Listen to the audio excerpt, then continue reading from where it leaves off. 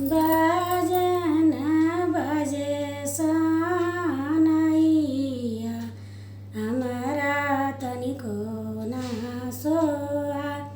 बाजन बजे सनैया हमारा तनिको ना सोहा।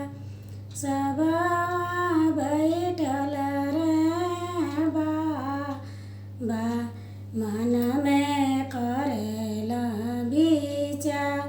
मन में करेला विचार एतनी कठिन कपर बिया बहु